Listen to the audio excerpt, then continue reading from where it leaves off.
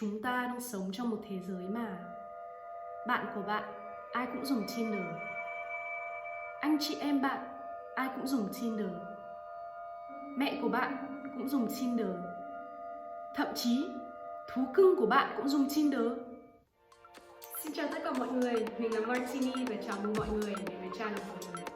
Nếu các bạn muốn Martini chia sẻ những trải nghiệm thú vị của bản thân, hãy smash nút subscribe và nhấn luôn cái chuông nho nhỏ ở bên cạnh để không bỏ lỡ những video mới nhất của mình nhé.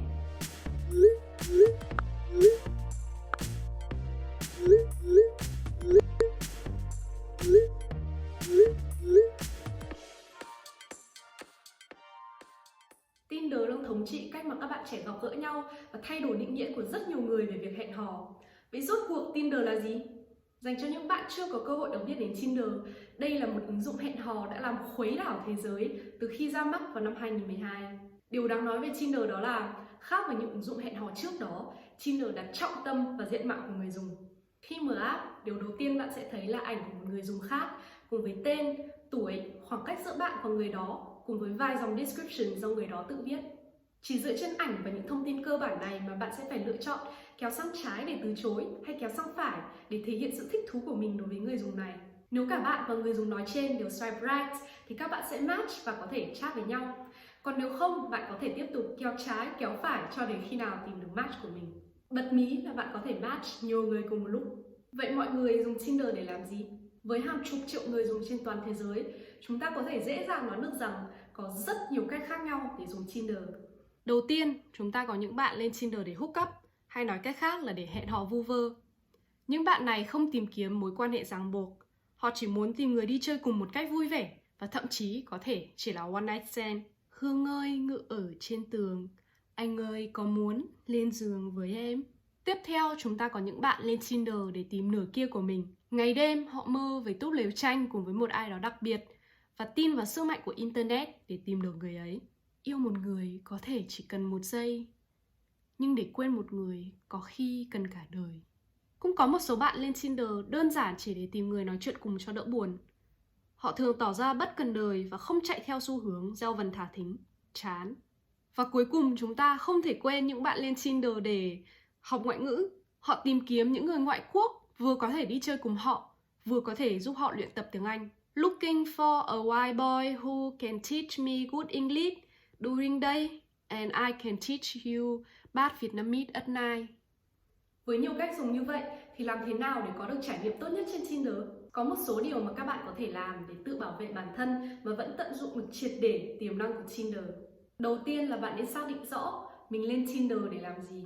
Không có cách dùng Tinder nào là đúng hay sai cả. Nhưng việc hiểu rõ mình muốn gì sẽ khiến cho bạn dễ dàng tìm được những người có cùng suy nghĩ với mình và hạn chế bị thất vọng hoặc gây thất vọng cho người khác. Mọi người có thể nghĩ đây giống như đi ăn vậy.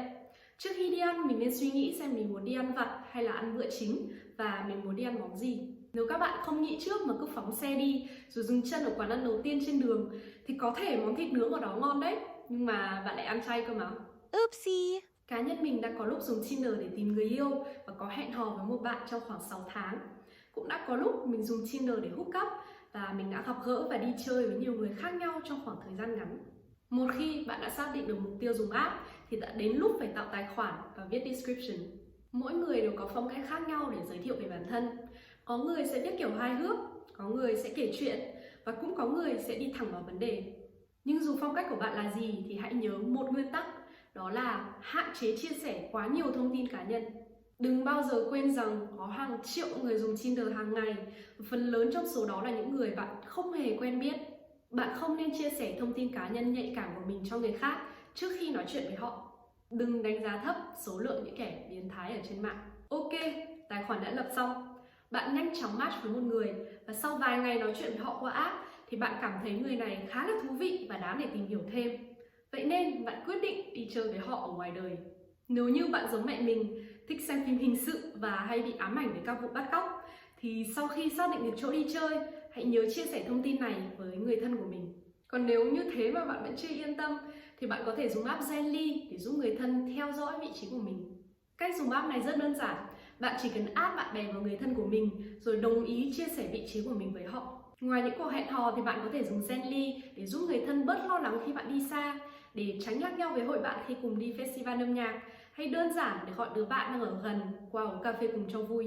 Ngoài ra, lần đầu tiên đi chơi với Tinder date, bạn nên gặp người đó ở chỗ hẹn, chứ không nên bảo họ đến đó tại nhà, để nhỡ may mà không hợp thì họ sẽ không biết địa chỉ nhà bạn. Tua nhanh một chút, các bạn đã đi chơi được vài lần và quyết định tiến thêm bước nữa. Sau khi đi ăn tối, họ dẫn bạn về nhà. Hai người nằm cạnh nhau trên giường và bắt đầu có một số sự động chạm nhẹ. Stop! Trước khi bạn đi xa hơn thì có 2 điều bạn nên lưu ý.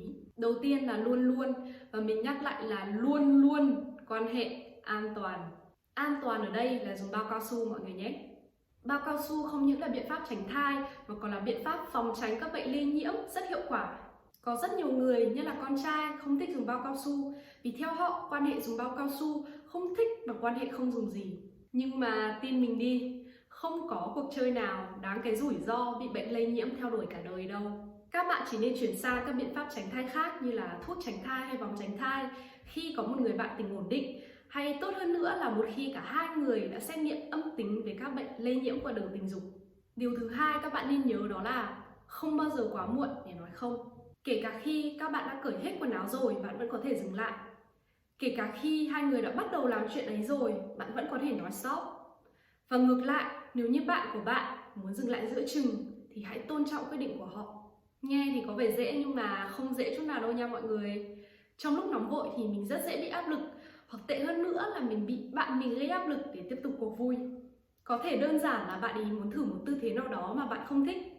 Hãy nhớ là bạn chỉ nên làm những điều khiến mình thật sự thoải mái thôi nhé. Vừa rồi là những chia sẻ của mình về cách dùng Tinder có trách nhiệm dựa trên kinh nghiệm cá nhân của mình. Các bạn đã bao giờ gặp tình huống nào éo le khi dùng Tinder chưa? Nếu có thì kể cho mình nghe trong phần bình luận nhé.